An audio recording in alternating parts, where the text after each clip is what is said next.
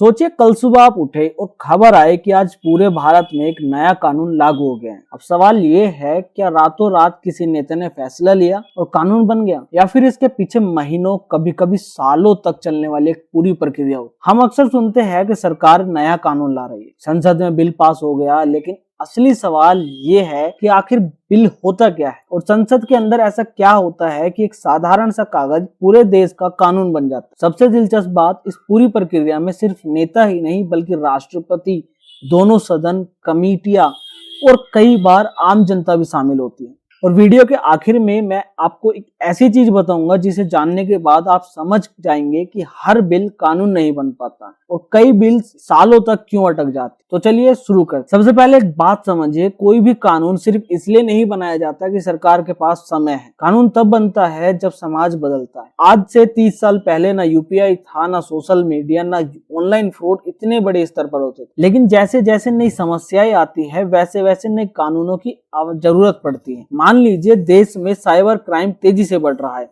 लाखों लोग online scam का शिकार हो रहे हैं। अब सरकार महसूस करती है कि पुराने कानून इस नई समस्या से निपटने के लिए काफी नहीं है। यहीं से शुरू होती है एक नए कानून की कहानी। लेकिन सरकार सीधे कानून नहीं बनाती, पहले तैयार होता है एक बिल, और यही बिल आगे जाकर कानून भी बन सकता है या हमेशा के लिए खत्म भी हो सकता है। तो आखिर बिल बनता कैसे? मान लीजिए सरकार ने फैसला किया कि नया कानून बनाना है, तो सबसे पहले जिस मंत्रालय से मामला जुड़ा हुआ है वही उसका ड्राफ्ट तैयार करेगा। अगर शिक्षा से जुड़ा मामला है तो शिक्षा मंत्रालय ड्राफ्ट बनाएगा, अगर सड़क सुरक्षा से जुड़ा मामला है तो सड़क परिवहन मंत्रालय ड्राफ्ट बनाएगा, अगर डिजिटल कानून है तो संबंधित मंत्रालय ड्राफ्ट बनाएगा। लेकिन ड्राफ्ट तैयार करना आसान नहीं होता, एक्सपर्ट्स की राय ली जाती है, लॉ मिनिस्ट्री उसे कानूनी भाषा में बदलती है, कई बार जनता से भी सुझाव मांगे जाते हैं। फिर ये ड्राफ्ट जाता है कैबिनेट के पास। अगर कैबिनेट मंजूरी दे देती है तभी उसे संसद में पेश किया जाता है, और संसद में पहुंचते ही उस ड्राफ्ट का नाम बदलकर हो जाता है बिल। लेकिन संसद में बिल पेश हो जाना उसके कानून बनने की सिर्फ एक शुरुआत होती है, असली परीक्षा अब शुरू होती है। भारत की संसद के 2 सदन है, लोकसभा और राज्यसभा। बिल सबसे पहले किसी एक सदन में पेश किया जा सकता है, वो कोई सा भी सदन हो सकता है, चाहे वो लोकसभा चाहे राज्यसभा। इसे कहते हैं फर्स्ट रीडिंग। इस दौरान ज्यादा चर्चा नहीं होती। इसके बाद बिल को अक्सर एक पार्लियामेंट्री कमेटी के पास भेजा जाता है, यहीं उस पर सबसे ज्यादा जांच होती है, एक्सपर्ट्स बुलाए जाते हैं, कमियां निकाली जाती है, जरूरत हो तो बदलाव भी किए जाते हैं। फिर आता है सेकंड रीडिंग, यही सबसे लंबी बहस होती है, सांसद अपनी राय रखते हैं, कई बार सरकार को बदलाव भी करने पड़ते हैं। इसके बाद वोटिंग होती है, अगर बिल पास हो गया तो वो दूसरे सदन में जाता है, वहां भी लगभग पूरी प्रक्रिया दोबारा होती है।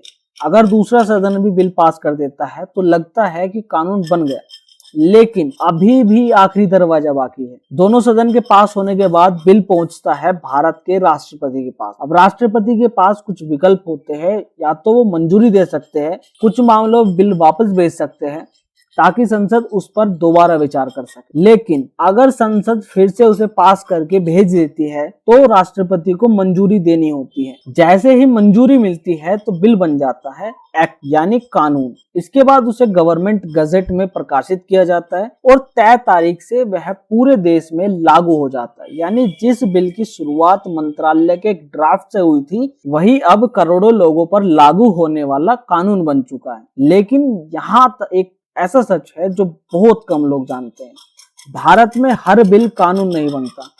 कुछ बिल संसद में ही अटक जाते हैं, कुछ कमेटी में सालों तक पड़े रहते हैं, कुछ सरकार बदलने के बाद खत्म हो जाते हैं। यानी किसी बिल का संसद में पेश होना इस बात की गारंटी बिल्कुल नहीं है कि वह कभी भी कानून बनेगा। यही वजह है कि कानून बनाना दुनिया की सबसे लंबी लोकतांत्रिक प्रक्रियाओं में से एक माना जाता है। अब अगली बार जब भी आप न्यूज में सुने कि सरकार नया कानून लाई है तो आपको पता होगा कि उसके पीछे कितने चरण होते हैं, कितनी बहस होती है और कितनी मंजूरियां छिपी होती है।